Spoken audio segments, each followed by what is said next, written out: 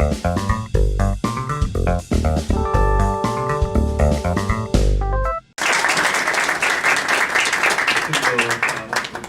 Vinícius, pela fala. Você vai aberto. Eu queria saber se o quer falar alguma coisa. Pode abrir. Então a gente vai abrir para vocês poderem fazer perguntas para os candidatos que vocês quiserem. Os candidatos. A gente estaria melhor de candidatos. Você quer começar?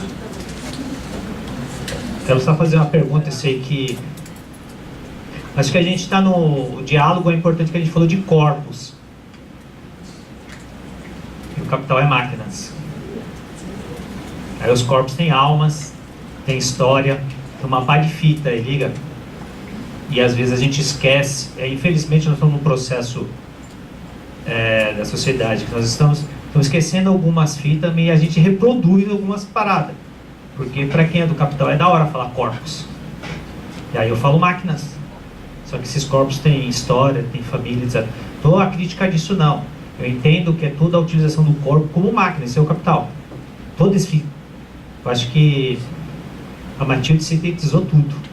Quando ela diz, estou trabalhando em tal lugar para receber tal coisa, e eu sei de tal coisa, é isso aí, esses efeitos, que a gente vai para outras coisas. Só que aí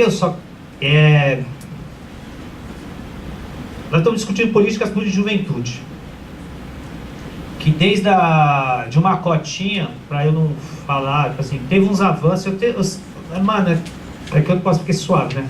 Eu sei que é muito louco o Haddad, fez muita coisa importante, mas as questões da juventude, algumas coisas pararam, algumas leituras não foram, e nós vivemos numa sociedade da época do Lula para cá, por isso que nós estamos falando de um monte de coisa progressista, porque nunca teve progressismo no país, é a primeira vez na história. E aí o capital conseguiu pegar isso. E aí não podemos esquecer, por favor, se transfiram para televisão, para publicidade. Por favor, é isso. O personagem da televisão hoje, ele é gay, branco, rico, feliz. E aí o que isso trouxe aqui? O corpo mais prejudicado é uma travesti preta.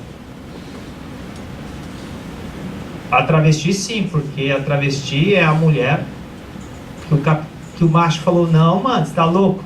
Você vai ser mulher? Né? Então tem N coisas. E aí tem a drogadição. Por que eu estou trazendo o capital? Porque todas essas questões estão fora da mercadoria, da venda do plano de saúde. De tudo, nós estamos falando assim, são corpos exclusos de tudo. Eu posso falar que está com o Bolsonaro, né? O Hitler aí, essas pessoas estão fora. E por que eles foram eleitos? Porque nessas discussões tem de 1970 para cá, é muito novo nesse país. Tudo tem coisa que nós estamos falando que é de 2006. Parece. A questão, lógico que eu não sou dono da pauta, por favor, são percepções. Mas a questão do gay só pega o LGBT, etc., só portador de vocês, começa em 2000 e pouco, se a gente conseguir entender. Porque a gente acha que nossas coisas dão certo se aparecer na novela. Se a novela falar do feminismo, deu certo, a Globo falou. Se a novela falar do gay, só que não falou das pessoas que estão lá no crack, das pessoas que estão trabalhando subemprego, etc, etc. E aí, só para falar meu maior incômodo, não tem essas pautas na juventude, no Estado. Você tem uma deficiência pesada na Secretaria de Direitos Humanos nessas questões, nessas pautas todas. Não dá para ouvir a Defensoria Pública falar que tem uma pasta de diversidade. Não vai dar, parça. Você falou aí, assim, ó, o Bang dos Pretos é muita coisa. A questão da homofobia é muita coisa. A questão da mulher é muita coisa. E aí a Defensoria Pública é dos movimentos sociais. Não é inverso. E as questões O Bolsonaro, ele não tá nem aí. Não é só o Bolsonaro para falar de outras coisas. Ele não tá nem aí. Tipo assim, todo isso aí foi um golpe que ele ouviu porque houve uma resistência. Como é tudo novo, aí a gente achou que não, a gente tá evoluindo. Todo mundo tá... Só que tava incomodando quem tava lá. Falou, opa, você tá louco, essa parada tá me incomodando. E eles reagiram. Tanto que quando a gente fala de escola sem partido, o que eles estão falando? Nós vamos disputar a universidade, o saber universitário. Eles foram para o campo ideológico, vai mexer com as mentes. E nós somos idiotas, aí eu estou me incluindo, eu não estou chamando vocês de idiota, tá? Porque nós individualizamos. Ah, ela não vai com a cara do preto. E aí, só que a coisa é coletiva. E aí a defensoria, a pergunta é como defender isso? Sendo que tem os orçamentos, tem as crises e tem dramas. E todos esses dramas têm uma vida, que tem uma história. Né? Tudo aqui estamos falando de história. E a pergunta para a defensoria é... Eu acho da hora a parte educacional. E eu sei do seu desafio, viu? Porque nós estamos falando com um defensor preto. Liga? Isso não existe. Deveria existir, mas não existe. Estou falando com o defensor preto, na defensoria pública. Como defender essas fitas? Como chegar no Estado e falar que o orçamento agora é de 60 bi, que tem a direitos humanos, você tem que investir em tal coisa. Falar assim, ó, vocês ganham muito dinheiro com a parada gay, mas o que vocês retribuem isso com as questões? Da onde vai esse orçamento? Por que se ganha esse dinheiro total com imposto, etc, para não ficar na economês? Porque tem que falar economês, porque quem está no Estado é isso. Eles não entendem essas pautas que nós estamos falando. Aí você vai, como pegar esse dinheiro que vocês fizeram, que vocês investiram, discutiram a pauta, vocês vão investir nesses dramas. Porque essas pessoas estão fora do capital. Não vai ter emprego, não vai ter nada. Uma pessoa que... A questão do crack, que é mundial, o crack é somente para manter lá. Não tem... Não quero ser dramático, liga, mas... A defensoria pública, você tem um desafio, parça.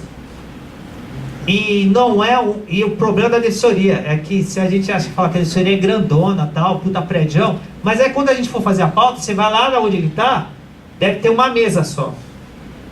Para 11 milhões de pessoas.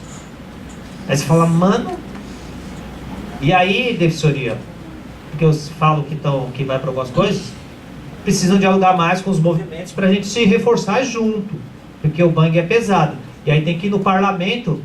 O Ford Hip Hop só está fazendo isso. A intenção desse seminário era o quê? Que a gente faça esses diálogos, depois a gente haja lá na frente. A gente precisa, como juventude, etc., trocar ideia, porque não tem política de juventude. E juventude não é adolescente. Certo?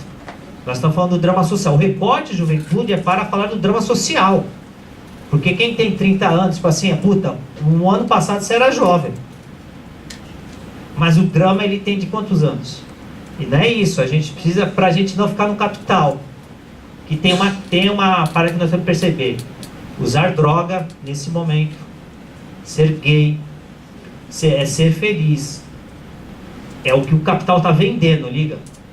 Ser feminista é o que o capital está vendendo, só que ele está tirando a história. Ser preto também, ser do hip hop também, mas é muito louco. Nesse momento... Eu sou do hip hop, é lógico que muita gente olha e fala assim, mano, esse maluco é branco, isso é normal. Eu não dou currículo pra ninguém de pobreza. Mas o hip hop nesse momento, essa gestão cooptou. Certo? E nós estamos num momento interessante, que o hip hop começou, várias pessoas são gays e começaram a cantar rap. Só que minha curiosidade é sempre o conteúdo das letras. Se está dialogando com esses dramas ou está dialogando com o mercado. Suave? É só para mim tentar amarrar tudo aqui. E desculpa de ser confuso, porque a pauta é difícil para todos nós. É coisa coletiva. Eu vou pedir só para vocês segurarem um pouquinho, porque o tempo já está um pouco avançado. Então, eu queria saber quem tem mais alguma pergunta. A gente faz mais umas 2 perguntas, eles respondem. Não, deixa rolar 5. 5? Pode ser 5? As pessoas falaram. Ok, então. Você quer falar? Tem que vir aqui, será? Por conta da... Bom pra mostrar a câmera, pra gravar, vai ficar famoso. Não, Não, mas a câmera... Não sei. Quer falar da igreja? É porque tem essa câmera que precisa ser filmada, você precisa aparecer, lindamente. Então eu vou até aí, daqui eu vou Vai lá, o espaço é nosso. Oi, boa noite. A minha pergunta é mais uma reflexão, um questionamento, né? Eu fiz estágio com população em situação de rua, estágio de serviço social, e trabalhando num núcleo, que era um serviço de porta aberta. E assim, o meu questionamento, que foi difícil eu entender a política de redução de danos. Eu sempre ficava no embate, mas a gente faz todo o trabalho, e aí depois a pessoa vai e volta para Cracolândia. Mas a gente faz todo o trabalho, quando vai tentar achar uma vaga, não consegue localizar uma vaga para a pessoa no albergue. A gente tenta localizar a família aparece, mas a pessoa foge.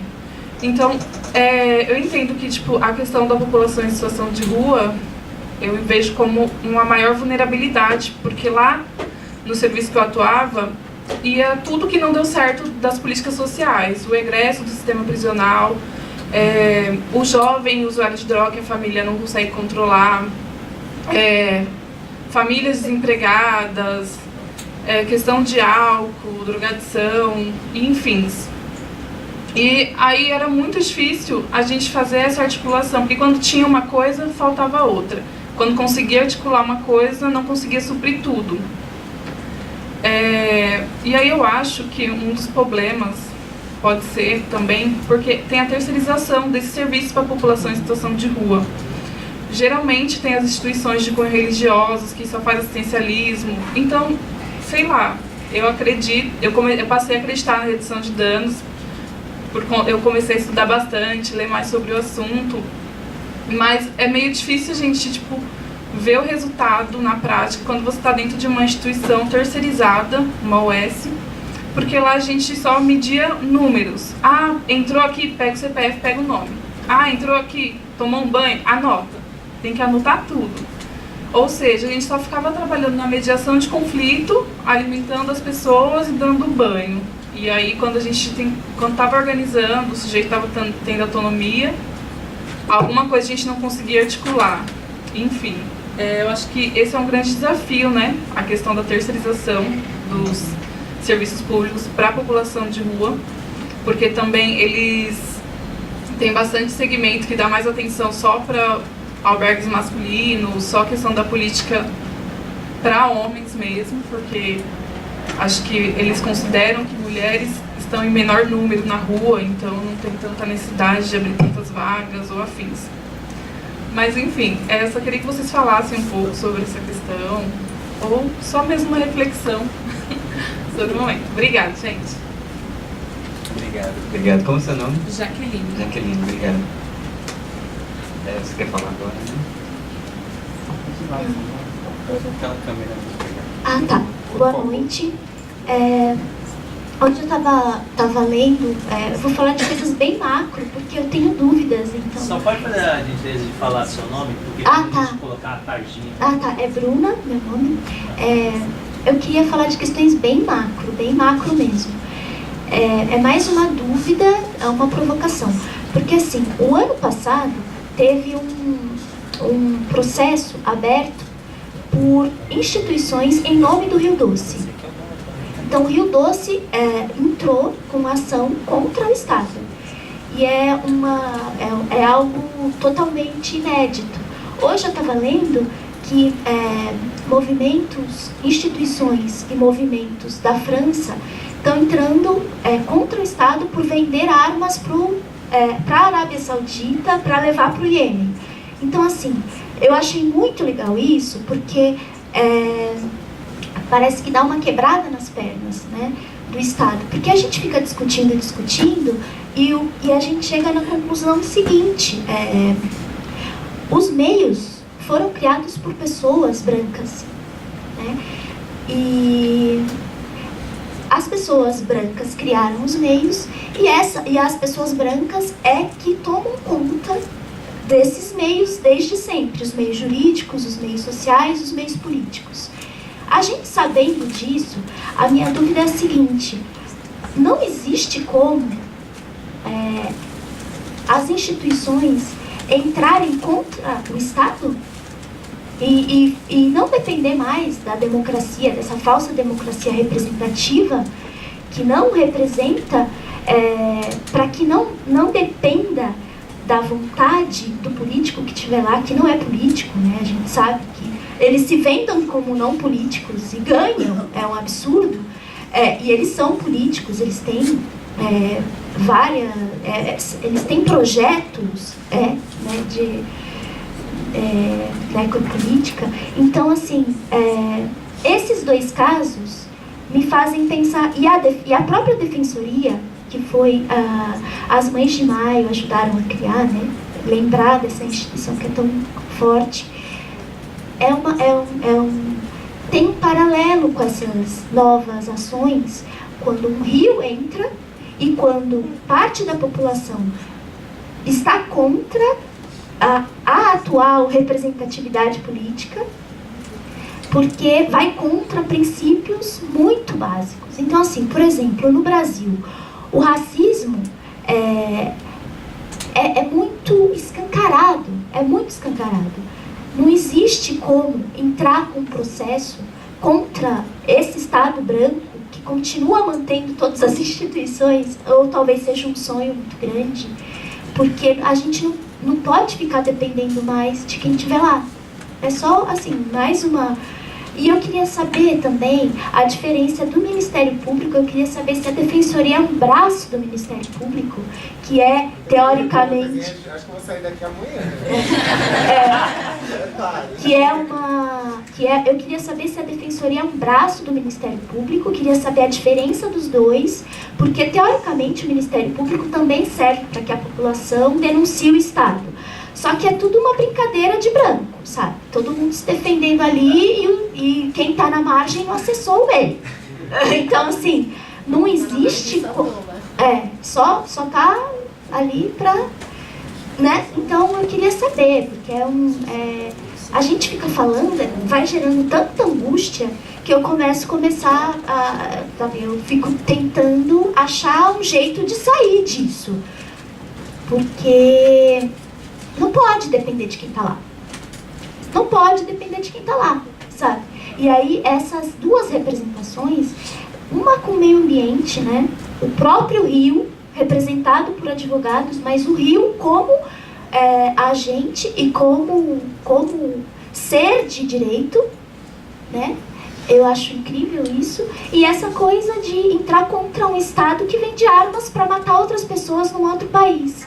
Então, eu acho incrível isso. E no Brasil, eu acho que a questão do racismo teria que ser combatida dessa forma, eu acho. Obrigada. Alguém mais tem algum questionamento, algum levantamento de alguma questão? Não? Posso passar para a mesa? Ok. Alguém que quer começar respondendo? Obrigado, professor. Tá bom? Oi, agora foi. Como é o nome do rapaz que estava querendo falar o nome dele?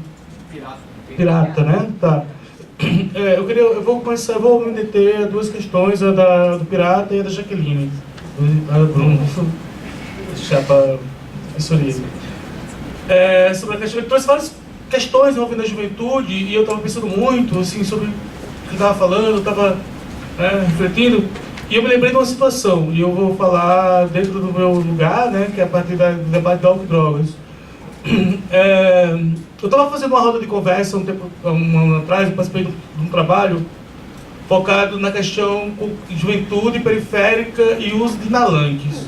Basicamente, lança-perfume. Nós temos um problema seríssimo em São Paulo, que é o uso do lança-perfume, que é a substância que mais mata aqui em São Paulo, na verdade. Vocês sabem disso.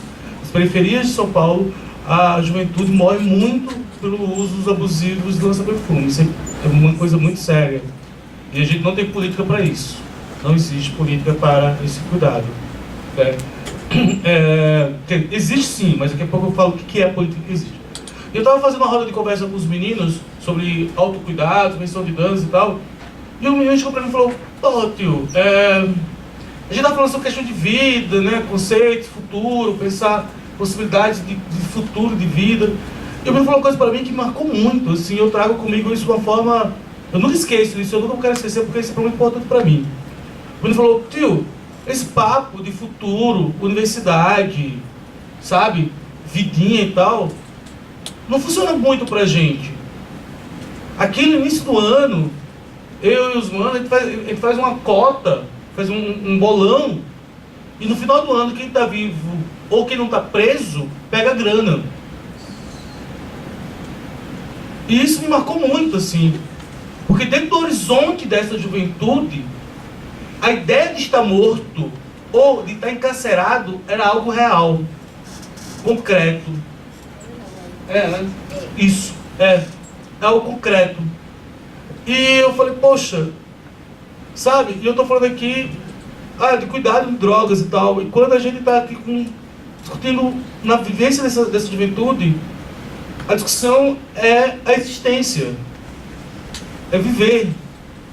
E aí, né, eu fico pensando, ao mesmo tempo você tem um determinado recorte de classe, onde o jovem ele é produzido para estar na liderança da sociedade, né? O jovem classe média, branco, ele é produzido para estar na liderança, para estar lá desenvolvendo os principais papéis econômicos e sociais, enquanto uma parte gigantesca da juventude ela é relegado a esse lugar, né, de que não se vê possibilidades no futuro da vida.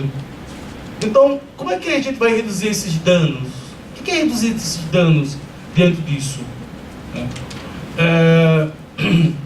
E aí que eu trago assim, essa questão de pensar realmente que a redução de danos para mim, para álcool e drogas, é pensar a garantia de direito e a dignidade humana dessas pessoas. É trabalhar que essa juventude, né, tenha espaços que ela possa viver uma vida digna, né? E é muito importante isso. E a gente realmente, concordo muito com você, Beata, a gente não tem políticas para isso. Nós temos alguma coisa que se diz política e, na verdade, a gente vê que é extremamente reduzida, que ela não atinge realmente quem mais precisa das políticas. Isso é muito importante. Aí, mesmo seguindo nesse mesmo exemplo, a gente estava trabalhando com essa questão de lance-perfume, né, que é um problema sério em São Paulo, e no Brasil inteiro. Eu também já andei por aí e vi que temos esse problema. O que é o cuidado que existe para essa política, para essa problemática? A repressão. Insistimos na repressão. Por exemplo, a questão da criminalização dos fluxos dos bares da periferia, sob o argumento de que os bares são locais de uso de drogas. Aí se coloca a polícia lá, extremamente repressiva, né? Prende jovem como traficante, jovens que vão para um sistema carcerário extremamente violento e que vai marcar a vida pro resto da vida desse jovem, né? A nossa política de reinserção social dos egressos prisional também é extremamente falha e não cumpre com o seu papel. Muito pelo contrário, na verdade é um grande estigmatizador social, né? Então, a gente acaba criando um círculo dessa juventude, né, dentro de uma série de sistemas que ele nunca vai conseguir sair. A gente que trabalha também na área social, a gente entende que existem muitas portas de entrada dentro da rede social, mas poucas portas de saída, né? E é isso que se provoca a atual política hoje para a juventude. É cada vez mais jogando a juventude para dentro desse sistema e não possibilitando que ele saia, né? Eu queria fazer essa reflexão. Em relação à política de rua, a população de rua que a Jaqueline trouxe, sim, eu vim trabalhar com a população de rua e é extremamente complicado. Mais uma vez eu trago dessa questão. A gente tem muitos mecanismos de colocar a população de rua dentro desse sistema. Tem uma conhecida minha, a Marina Matar, ela tem na tese de mestrado dela, ela trabalha justamente com isso, né? Como é que a população é colocada desde jovem na fundação, sistema prisional, albergue, boca de rango, CAPs e tal, e eles ficam presos, assim, e todas essas políticas que têm uma pretensa ideia de promover a autonomia desse sujeito, mas na verdade, na prática, que provoca o aprisionamento desse sujeito dentro dessa cadeia, assim, desse sistema, né? Então, a política, na verdade, ela não dá autonomia, na verdade, ela retira a autonomia dos sujeitos. Isso é uma questão muito importante. A gente tem aqui na cidade de São Paulo, no último censo, em torno de 16 mil, a população de rua está em torno de 16 mil pessoas, números oficiais. Existe o movimento de população de rua, fala em 21 mil. Né? Não tem uma concordância sobre esses números exatos. Mas, por exemplo, se essa população quiser abrigo hoje, ela não vai ter. Não existe uma quantidade de abrigo. E outra coisa, a própria ideia de abrigo é uma coisa que tem que ser revista. Abrigo é um puta de um lugar de violência institucionalizada. Os abrigos promovem violência o tempo todo. Aí depois passam matérias, assim, meio tendenciosas, mas ele não quer ir pro abrigo. Aí as pessoas olham do outro lado, tá lá, tá um abrigo, mas ele não quer ir pro abrigo. Mas sabe o que é existir dentro do abrigo? A população gay dentro do abrigo, sabe o que é isso? É extremamente violento. A nossa política de cuidado, ela violenta as pessoas em todos os momentos. E aí eu falo dentro da assistência social e dentro da própria saúde. Elas são mecanismos de violência, violências objetivas e subjetivas. Essa violência. As pessoas ficam presas nesse círculo desses serviços e não conseguem autonomia. Né? Então a gente tem um problema sério com a população de rua, né? Porque as políticas são políticas de Estado, políticas de governo e não políticas de Estado, que deveria ser, na verdade. A gente não tem uma política, na verdade, que atinja as múltiplas diferenças da população de rua, porque a população de rua também é uma coisa muito complexa, é uma categoria que não dá para que a gente pense que só existe população de rua e aí fecha essa categoria. Na verdade, você tem vários tipos diferentes de população de rua, você tem vários momentos de vida dessas pessoas na situação de rua. Então é bom se pensar como é que nós podemos promover essas políticas para essas pessoas, a dignidade para essas pessoas, a ideia de que essas pessoas não podem muitas vezes ser atendidas em serviço porque elas não têm um endereço, né? A gente tem que pensar nisso. As pessoas elas não têm endereço, então como podem ser atendidas em serviços? É uma coisa que é muito complicada assim. O preconceito dentro de serviços de atendimento a essa população. Como é que a saúde pública atua sobre a população de rua, que é extremamente violento e excludente? Né? Então, mas é bom que a gente tenha em mente que é bom para o Estado ter essa população. É bom para o Estado ter um inimigo. Como eu falei agora, inimigos são ótimas fontes de movimentação econômica e política.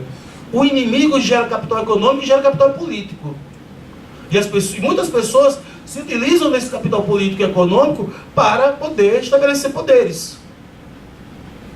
Então é muito bom ter o drogado, é muito bom ter o morador de rua, porque é dessa galera, é nas custas dessa galera que essa galera consegue votos, que consegue poder, que consegue movimentar capitais econômico e político.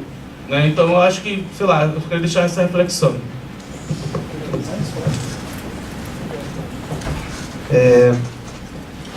Primeiro, algo sobre o que você falou, assim, né, sobre o pirata, sobre a população gay, né, a gente não, né, que eu não sou gay, mas é muito antigo isso, de sempre que acontece uma revolução, essa revolução tende a encontrar uma normatividade, certo?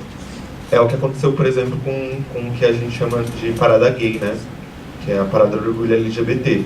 Ela nasceu de uma revolta da população de rua preta, trans, nos Estados Unidos. Né? Nasce de um motim de travestis que começaram a atacar pedra, moeda, sapato, tudo que tinha em cima da polícia, e isso gerou 3 dias de desobediência civil no bairro. Um ano após isso, lá para 1970, a população decide ir para as ruas e celebrar aquilo, porque até então a política que estava sendo realizada institucional não estava funcionando. Os gays, as lésbicas estavam se organizando dentro das instituições e a política não ia para frente. Aí agora, celebrar a desobediência, foi isso? Oi? Celebrar a desobediência, foi? Celebrar a desobediência civil, exatamente. Celebrar aquele ato que tinha acontecido, porque estava tentando se estabelecer um diálogo com o Estado, não rolou o diálogo, então quebramos tudo, e o Estado falou, nossa, eu acho que eu tenho que ouvir essa galera, porque senão vai ficar pesado. E hoje, né, muitos anos após isso, é a parada gay. Né? A nossa memória, a nossa lembrança e a nossa história quanto população dissidente foi apagada por isso, né? E é uma treta até hoje dentro do movimento, porque é isso, né? As pautas das travestis, A pauta das lésbicas, a pauta das pessoas bissexuais, ela é abafada muito pela pauta desse ideal de homem gay, que é muito interessante para a mídia e para o Estado promover, né? Porque é muito bom ter um homem que abaixa a cabeça para o Estado e que siga suas ordens e suas regras, né? Então, é o que é promulgado. E toda a luta das pessoas que estão, de fato, à margem, dentro dessa população LGBT, não é ouvida, né? E é apagada, né? Não é à toa, né? A população trans vive 35 anos. Isso é muito pouco, né? No Brasil, a mesma coisa. Quando o movimento nasce, o movimento de travestis, ele nasce lá para a década de 80, ele nasce para dar uma resposta, porque a gente sofria perseguição policial e a violência das ruas.